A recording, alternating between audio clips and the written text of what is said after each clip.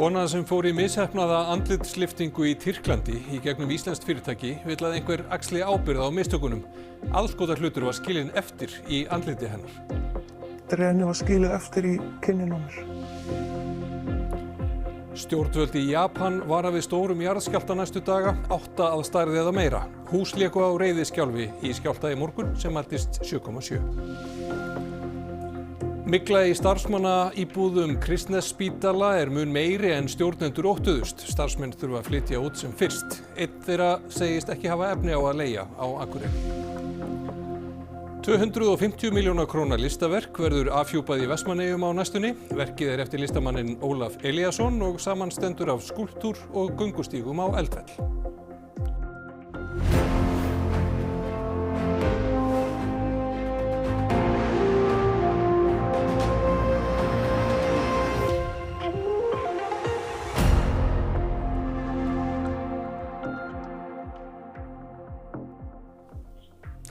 Gott kvöld.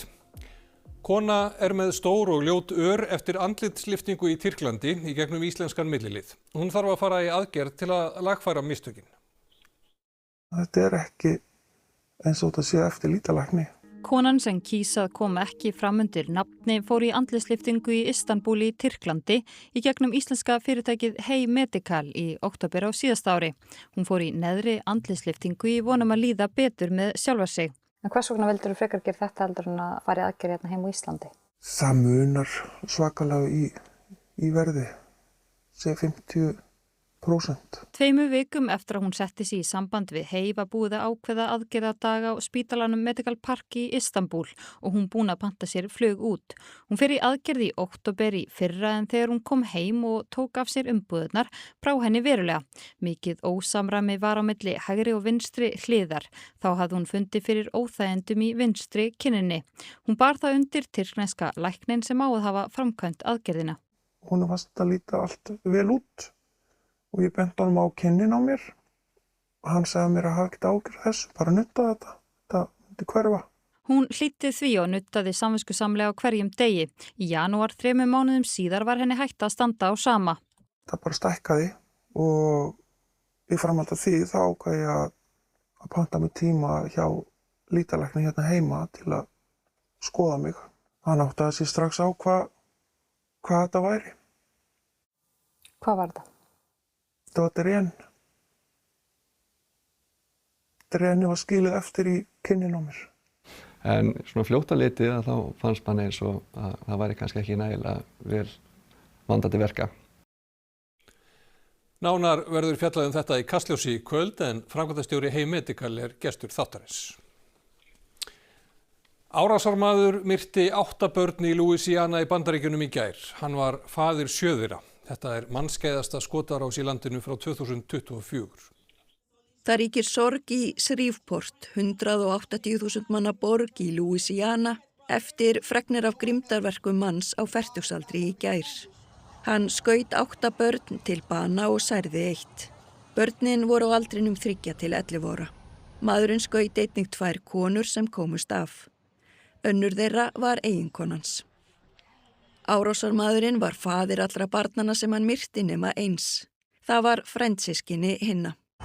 No, the house behind us that you see, the gray house, is the house in which 7 children were located inside that were deceased. There was an additional deceased child that looked like he had tried to escape the residence out the back on the roof. Lögregla skaut árásarmanninn til bana eftir ódæðisverkin. Hann flýði af vettvangi á stolnum bíl. Árásirnar voru gerðar á 3 stöðum og talið að maðurinn hafi verið einn að verki. To learn later that I knew one of the children, it really took a toll on me, and I really hate that for the mama period and those children. Domestic violence is real. We need to make certain that resources are going to be put in place, hopefully to prevent another incident like we witnessed here today. Þetta mannskæðasta skotárás í Bandaríkjunum frá 2024. Byssuofbeldi í landinu það algengasta í heimi meðal þróaðra ríkja og þúsundir eru myrtar ár hvert. Á þessu ári hafa verið gerðar 114 fjöldaskotárásir hið minnsta. Það er skilgreint sem fjölda skotárás þegar 4 eða fleiri eru skotnir fyrir utan árásarmann. Forsætisráðherra segir aðlögun í tengslum við aðildarviðræður við Evrópusambandið þvælu og sakar stjórnarandstöðuna hræðsluáróður. Stjórnarandstaðan hefur undanfarna daga sakað ríkisstjórnum blekkingar í aðdraganda þjóðaratkvæðagreiðslu áframhald aðildarviðræðna við Evrópusambandið. Þær kom ekki til með að snúast hvað sé í boði, heldur aðlögun að Evrópusambandinu. Spratt svo umræða upp eftir fréttaskýringu Morgunblaðsins á 5. daginn. Formaður Sjálfstæðisflokksins hélt áfram með málið á Alþingi í dag. Stendur forsætisráðherra fullu við þá sjónarmið að segi þjóðin já í ágúst, þá hefjist ekkert ferli hér á landi sem lúti að lagalegri, stjórnsýslulegri eða pólitískri aðlögun að Evrópusambandinu. Engin aðlögun. Forsætisráðherra sagði ljóst að stjórnarandstaðan ætlaði eingöngu að nota hræðsluáróður í aðdraganda atkvæðagreiðslunnar. Og síðan þessi þvæla, já, forseti, ég kalla þetta þvælu, að ef að þjóðin segi já, þá fari hérna sjálfkrafa af stað eitthvað ferli, þar sem að hrannast hér inn málin í þingið sem sjálfkrafa muni afgreiðast og gera það verkum að Ísland verði orðið eitthvað annað land hérna undir lok næsta kjörtímabils. Kallaði ráðherra eftir dæmum óafturkræfa aðlögun eftir síðustu aðildarviðræður. Getur einhver nefnt mér einn hlut? Hvaða aðlögun fór hér af stað? Það var samkomulag, já, eins og hér er vitnað í, að slíkar breytingar myndu ekki eiga sér stað fyrir að væri búið að samþykkja samninginn. Vitnaði til umrætt samkomulags í minnisblaði til utanríkismálanefndar, þar sem segir meðal annars að íslensk stjórnvöld og ESB hafi sammælst að ráðast ekki í lagabreytingar og breytingar á stofnunum fyrr en fyrir lagi að Ísland yrði aðildarríki. Breytingar sem af aðild leiddu ættu því ekki að eiga sér stað fyrr en íslenska þjóðin hefði tekið afstöðu til aðildarsamnings, segir í minnisblaðinu. Í fréttaskýringu Morgunblaðsins segir að greint hafi verið frá þessu samkomulagi í skýrslu Össurar Skarphéðinssonar þáverandi utanríkisráðherra árið 2013, en beinum heimildum sé ekki til að dreifa það. Þetta verður áfram rætt og þetta fleira í Silfrinu í kvöld, Bergsteinn. Jú, Evrópumálin koma vafalítið við sögu í Silfrinu í kvöld. Sem og önnur fréttamál sem hafa verið ofarlega og baui síðustu daga, til dæmis umfjöllun Berlínske íslenska sjávarútveg og svo auðvitað sveitarstjórnarkosningar sem styttist í. En til okkar koma þau Eyrún Magnúsdóttir, ritstjóri Gímaldsins, Halldór Halldórsson, forstjóri Íslenska kalkþörungafélagsins, Greta María Gretarsdóttir, verkfræðingur og fyrrverandi framkvæmdastjóri Prís og Svandís Svavarsdóttir, fyrrverandi formaður Vinstri grænna. Fylgjumst með því, takk fyrir það. En við höldum okkur við stjórnmálin því utanríkisráðherra hefur skipað Þórdísi Kolbrúnu Reykfjörð Gylfadóttur sem sendiherra frá 1. ágúst. Þórdís Kolbrún hyggst því segja af sér þingmennsku en hún hefur setið á þingi fyrir Sjálfstæðisflokkinn frá árinu 2016. Hún gegndi 4 ráðherraembættum á árunum 2017 til 2024, meðal annars embætti utanríkisráðherra. Í fyrra var hún skipuð sérstakur erindreki framkvæmdastjóra Evrópuráðsins málefni barna í Úkraínu. Árni Helgason lögmaður tekur sæti Þórdísar á Alþingi. Starfsmenn Kristnes spítala þurfa að flytja úr starfsmannaíbúðum sökum myglu. Íbúar hafa orðið varir við einkenni og eru sorgmæddir yfir ástandinu. Enn bætir í vanda Kristnes spítala í Eyjafirði. Loka þurfti hluta húsnæðisins vegna myglu í mars og nú hafa starfsmannahúsnæði verið metin óheilnæm. Ríkið á 20 íbúðir á svæðinu og búið í 11 þeirra. Starfsmönnum hefur verið ráðlagt að flytja út sem fyrst. Við létum meta ástand eignanna, íbúðana 11, fengum verkfræðistofu í það og verkfræðistofan mat húsinu með tilliti til raka og mögulegar sveppamyndunar. Það má því miður segja að niðurstöðurnar kom okkur dálítið óvart. Þær voru verri heldur en við héldum. Íbúar eru áhyggjufullir og nokkur óvissa ríkir framtíð sumra þeirra. Í síðustu viku þá var okkur síðan tilkynnt að við þurftum að flytja út sem fyrst af því að myglan er víða og rakinn líka.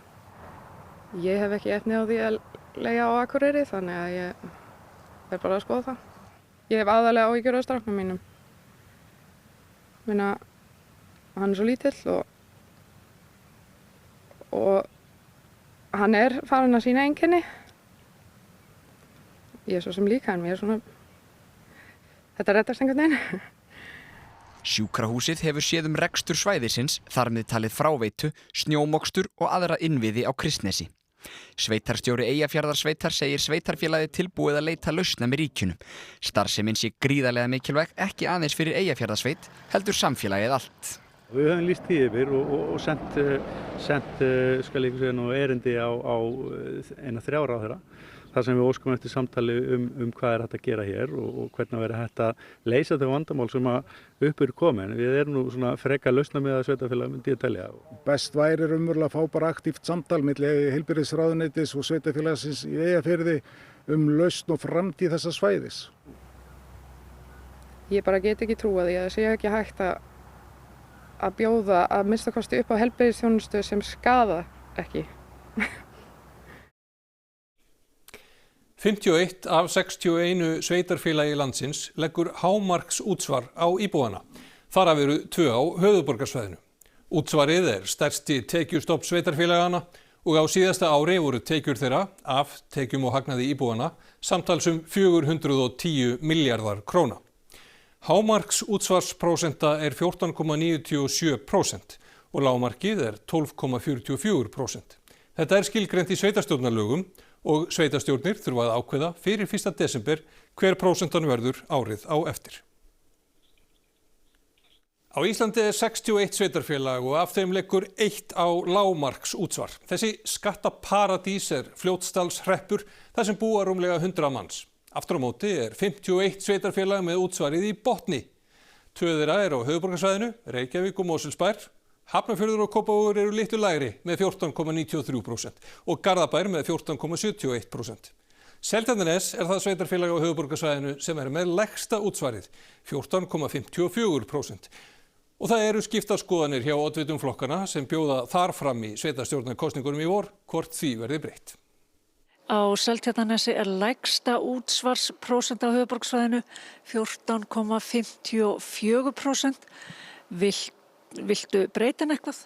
Nei, ég held að við erum stoltir af þessu og að vera lægstir og munum halda því áfram. Ég rekna með því að við stöndum ekki fyrir öðru að sinni heldur en að halda því óbreyttu. Ég held að sé alveg ótt að segja það að skatttekjur per haus og Seltjarnarnesi eru einu af þær hæstu á landinu. Viljið þið lækkana? Lækkana en frekar? Nei, ég tel það ekki ráðlegt eins og staðan í dag. Ég held að sé óábyrgt að segja það við munum ekki gera neitt eða við munum allavega þurfa að skoða málið mjög vel. Hækkunin ef við færum upp í fullt útsvar væri upp á, ef mér reiknast rétt til 130 milljónir. Það ekki sá biti í rekstur sveitarfélagsins að ég vilji taka það á vössum íbúana. Stjórnvöld í Japan vara við auknum líkum á risajarðskjálfta á næstu dögum eftir skjálfta af stærðinni 7,7 í dag. Skjálftinn í morgun fannst víða í norðausturhluta Japans. Viðvaranir yfirvalda að koma sér í skjól náðu til yfir 180.000 íbúa. 2 slösuðust í skjálftanum. 警報になって最初はそんなことないかなと思ったんですけど、やっぱり最後の方に強いのがドンと来て、その時にもう壁が落ちてきて、避難の情報が出たということで、それでちょっと今急いで来ましたね。やっぱり最初に避難しなきゃっていう子供たちが塾行ってたので急いで迎えに行って、それで今来ましたね。Flóðbylgju viðvörun var í gildi víða landið í dag. Hæstu öldurnar voru 80 cm háar og hefur ekki verið tilkynnt skemmdir. Yfirvöld vara við því að auknar líkur séu á risaskjálfta á næstu dögum. Hann gæti orðið 8 að stærð eða meira. Viðvaranir ná til 182 borga og bæja í norðausturhluta landsins. Fólk hvatt til að vera tilbúið að leita skjóls í næstu viku, ríði skjálftinn yfir og eins að eiga nóg af neyðarbirgðum. Japunum enn í fersku minni stóri skjálftinn sem reið yfir í mars 2011. Sá var 9 að stærð og 39 metra há flóðbylgja gekk á land. 18.500 fórust, kjarnorkuver í Fukushima skemmtist og kjarnorkumengun dreifðist víða. Eldur kviknaði í kjallareibúð í fjölbýlishúsi við Furugrund í Kópavogi í dag. Kona og karl voru sofandi í íbúðinni þegar eldurinn kviknaði. Þau segjast í samtali við fréttastofu hafa vaknað við mikinn reyk, komið sér sjálf út, kallað eftir hjálp og látið aðra í húsinu vita af eldinum. Slökkvistarf gekk vel, en miklar skemmdir urðu á íbúðinni. Kona sem býr í annarri íbúð í húsinu var flutt á sjúkrahús með væga reykeitrun. Það tilkynnt eld í kjallaríbúð hérna. Miklar skemmdir sýnist mér svona töluverðar, en við vorum fljótir að slökkva á staðnum þegar komum. Eitthvað vitað eldsupptök? Eitthvað svo stöddu, það var eftir að skoða það betur. Var hætta á að eldurinn myndi breiðast út í aðrar íbúðir? Það er alltaf hætta á því, en hún var lokuð bara á bundi við einu íbúðin núna. Það var lokuð íbúðin. Íbúar hérna tala að stígagangurinn hafi allavega fyllst af reyk. Er útlit fyrir að aðrar íbúðir hafi skemmst? Það lítur ekki út fyrir það, við erum búin að rannsaka það og það var bara reykur á stígaganginum sem er verið að reykrast þar. Og allir í húsinu komust út af sjálfstæðum? Já, það fór allt vel. Með því að tala opinskátt kynferðisofbeldi gegn börnum aukum við líkur á að fleiri börn segi frá, segir framkvæmdastýra Barnaheilla. Erfiðara sé fyrir gerendur að fela sig í skjóli þagnarinnar. Ég lofa vitundarvakning kynferðisbrot gegn börnum. Herferðinni Ég lofa var hrint af stað í dag. Herferðin ákall Barnaheilla til fullorðina að leggja sitt af mörkum við að útrýma kynferðisofbeldi gegn börnum á Íslandi. Við biðjum ykkur að lofa að fræðast, að hlusta á börn, að trúa börnum, að styðja, að bregðast við, tilkynna grun ofbeldi. Við getum öll lofað að gera eitthvað betur. Þetta vor búið að vera óvenjulega þungt þegar kemur að kynferðisbrotum gegn börnum og það búið að vera mikil umræða í samfélaginu. Við vitum að það eru allt of fá börn sem segja frá. Við vitum að fólki finnst erfitt og óþægilegt að tala við börn kynferðisbrot. Þannig að við erum í rauninni bara að gefa verkfæri og rauninni að opna umræðuna á það hvernig fólk getur rætt þessi mál við börnin. Tótla segir að hafa þurfi þroska og aldur barna í huga þegar þessi mál eru rædd, en ekkert barn sé of ungt fyrir samtal mörk og líkama þess. Af hverju mikilvægt að tala við börn þessi mál? Af því að ofbeldið þrífst í þögninni. Við vitum að það erfiðara fyrir gerendur þegar að það mikil umræða þessi mál og það rætt við börnin og þau eru líklegri til að segja frá ef það talað við þau. Markmiðið að börn viti muninn á eðlilegri og óeðlilegri snertingu, góðum og slæmum leyndarmálum. Góði leyndarmál til dæmis eitthvað sem mun alltaf koma í ljós seinna, eins og mamma með barn í maganum eða afmælisgjöfin til að hafa eða eitthvað. En vond leyndarmál eitthvað sem má aldrei segja frá. Og það eitthvað sem við verðum að kenna börnum að þau eigi að segja frá. Keir Starmer, forsætisráðherra Bretlands, segist bera ábyrgð á að hafa skipað Peter Mandelson sem sendiherra í Bandaríkjunum. Hann hefði ekki átt að skipa hann í embættið.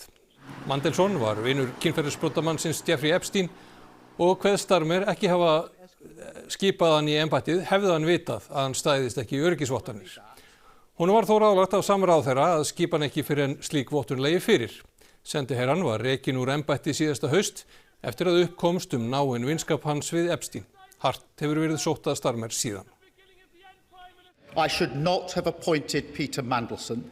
I take responsibility for that decision and I apologise again to the victims of the paedophile Jeffrey Epstein who were clearly failed by my decision.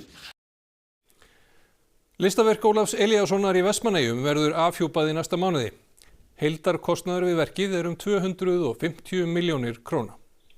Þetta listaverk Ólafs Elíassonar hefur verið nokkuð umdeilt, en þetta ekki bara listaverk, heldur nokkurs konar útsýnispallir. Vinnuheiti listaverksins gæti útlagst sem sjónarhorn flakkarans. Það samanstendur af þessari útsýniskúlu og göngustígum upp eldfellið og hringinn í kringum gíginn í fellinu. Hugmyndin að koma inn í þennan skála sem hér og horfa út þetta stóra gat í miðjukúlinu og horfa þá á eldfjallið og sjá þar göngustíg sem verður á fjallinu. Þú átt líka að fara síðan og upplifa og njóta ferðalagsins og sögunar. Þú ferði við hraunið og gengustíginn á fjallið. Kúlan hún markar stórar dagsetningar í sögu gossins, það upphafið 23. janúar og þegar við horfum í gegnum stóra gati 23. janúar klukkan 13:30 eftir hádegi, þá sólin akkurat fyrir miðju fjallinu og geislarinnar koma þar upp. Þannig eigi að myndast hugrenningatengsl við upphaf eldgossins 1973. Heildarkostnaður við listaverkið og stígagerð á 300 milljónir króna.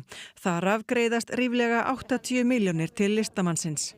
Upphaflegur kostnaður var áætlaður 200 milljónir en hann kannski nær 250 milljónum í dag. En framlag Vestmannaeyjabæjar samt óbreytt bara 50 milljónir. Þetta þetta samstarfsverkefni Vestmannaeyjabæjar og ríkisins. Ekki eru allir jafn hrifnir af áformunum. Svæðið hefur tilfinningarlegt gildi fyrir mjög marga eyjamenn. Þannig að það eðlilegt og fullkomlega skiljanlegt að það séu skipta skoðanir. En við finnum fyrir miklum áhuga á verkinu. Kúlan verður afhjúpuð 12. maí. Og síðan vonumst við til að klára stíginn á árinu. Það var bæði fugla og mannmergð við lækinn í Hafnarfirði í dag í góða veðrinu. Eitt helsta aðdráttaraflið var litskrúðugur mandarín andarstekkur sem hélt sig til hlés í skugganum þegar myndatökumaður Fréttastofu kom að læknum í hádeginu. En þegar sást til brauðmjóla spratt hann af stað og kepptist bitann við endur og gæsir á læknum. Mandarín endur flækjast einstaka sinnum hingað til lands. Þær eru ættaðar frá Austur-Asíu en hafa gert sig heiman komnar á Bretlandseyjum og því líklegast að stekkurinn sé þaðan. Það voru flestir prúðbúnir, bæði börn og fullorðnir, sem mættu í Krosskirkju í Austur-Landeyjum í gær. Mikill meirihluti klæddist íslenskum þjóðbúningi.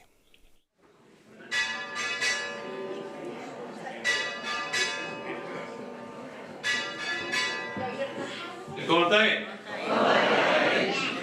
Gleðilega hátíð og verið hjartanlega velkomin til þessara þjóðbúningamessu hér í Krosskirkju. Mikill áhugi á þjóðbúningum og þjóðbúningagerð í Rangárvallasýslu en það Ragnhildur Birna og Sigurbjörg Fríða eru aðal þjóðbúningakonurnar í sýslunni enda hafa þær saumað þá marga í gegnum árin. Kannski eigum við sigga smá þátt í þessu, en svo held ég bara almennt á Íslandi að aukast áhugi á þjóðbúningum. Við viljum það. Þetta svona, við erum mjög mikla áhuga konur, við Ranga að sauma, við höfum saumað þó nokkra og við erum að reyna að fá fleiri hópur með okkur. Og báðar segja þær að það sé svo gaman að sjá hvað unga fólki farið að nota mikið þjóðbúninga. Við viljum þetta. Þetta það sem við stefnum að. Ja. Og frábært að vera með svona þjóðbúningamessu. Það nefnilega ótrúlega skemmtilegt, það trekkir að, ég vil meina það. Þannig og ég finn það. Bara ákveðin menning. Það mikil menning. Og presturinn, hann var ánægður með þjóðbúningamessuna. Heldur betur, þetta var alveg dásamlegt, frábær mæting og bara góð stund í alla staði. Klukkan 10 á sunnudagsmorgni troðfull kirkja. Já, eins og alltaf. Og frá Austurlandeyjum kíkjum við til veðurs. Hæðarsvæði stýrir veðrinu hjá okkur næstu daga og viðbúið að sólar njóti víða land. Spár benda þó til þess að þokubakkar geti spillt gleðinni hjá íbúum við vesturströnd landsins. Hitatölur verða yfirleitt með ágætum að deginum og austan til á landinu getu hámarks hitatölur nálgast 20 stig. Nánar veðrið að loknum íþróttum. Glódís Perla Viggósdóttir fyrirliði kvennalandsliðsins í fótbolta hvergi nærri hætt þó hún hafi helgina orðið leikjahæsta landsliðskona Íslands. Meiðsli settu strik í reikningin hjá nokkrum af fremstu fimmleikamönnum landsins þegar Íslandsmótið í áhaldafimmleikum fór fram helgina. Stefnan þó ótröð sett á stórmót í sumar og haust. Valur og Keflavík mættust í 8 leiki í 8 liða úrslitum úrslitakeppni karla í körfubolta í gærkvöld. Eftir jafnan leik framan af reyndust Valsmenn sterkari á lokasprettinum. Þetta og fleira í íþróttum hér eftir augnablik. Og þá ætlum við að fara yfir það sem helst í fréttatímanum. Kona sem fór í misheppnaða andlitsliftingu í Tyrklandi í gegnum íslenskt fyrirtæki vill að einhver axli ábyrgð á mistökunum. Aðskotarhlutur var skilinn eftir í andliti hennar. Renni var skilið eftir í kinninu á mér. Stjórnvöld í Japan vara við stórum jarðskjálfta næstu daga, 8 að stærð eða meira. Hús léku á reiðiskjálfi í skjálfta í morgun sem mældist 7,7. Mygla í starfsmannaíbúðum Kristnesspítala mun meiri en stjórnendur óttuðust. Starfsmenn þurfa að flytja út sem fyrst. Einn þeirra segist ekki hafa efni á að leigja á Akureyri. 250 milljóna króna listaverk verður afhjúpað í Vestmannaeyjum á næstunni. Verkið eftir listamanninn Ólaf Elíasson og samanstendur af skúlptúr og göngustígum á Eldfell. Þessum fréttatíma að ljúka og það komið að íþróttum og veðri og svo fylgja Kastljós og Silfrið á eftir. Nóg framundan í sjónvarpinu. Næstu fréttir í útvarpi eru klukkan 10 í kvöld og nýjustu fréttir má alltaf finna á ruv.is. En við segjum þetta gott að sinni. Verið sæl.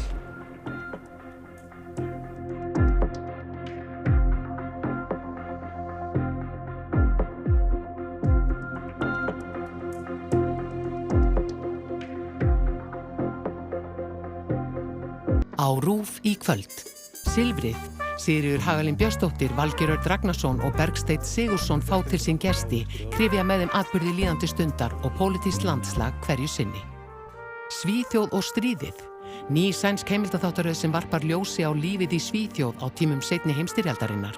Í tilefni af því að 80 ár voru frá stríðslokum deilir sænska þjóðin persónulegum minningum úr stríðinu í formi bréfa, kvikmynda, ljósmynda og dagbóka. Strákurinn í næsta húsi, finnst leikinn þáttaröð. 20 árum eftir að nágranni og æskuás Linneu hverfur, sér hún hann óvænt í sjónvarpinu. Linnea einsetur sér að komast að því hvers vegna hann hvarf og opnar í kjölfarið á gamalt leyndarmál sem tengist fjölskyldum þeirra beggja. DNA, önnur þáttaröð þessara dönsku sakamálaþátta. Lögreglumaðurinn Rolf Larsen kemst á snóður mannsalshring þegar 19 Víetnamar finnast myrtir í farmrými vöruflutningabíls. Do you ever stop to consider just how lucky we are to be completely surrounded by genuine wonders of human ingenuity? All of these super clever bits of tech designed just to make our lives a little bit better. Tækni undur nútímans. Rithöfundurinn og stærðfræðingurinn Hannah Fry kynnir sér nýjustu tækni og tól í tækniheiminum og skoðar söguna á bakvið uppfinningarnar. In each episode, I'll take one seemingly ordinary item and I'll look at it in frankly obscene detail.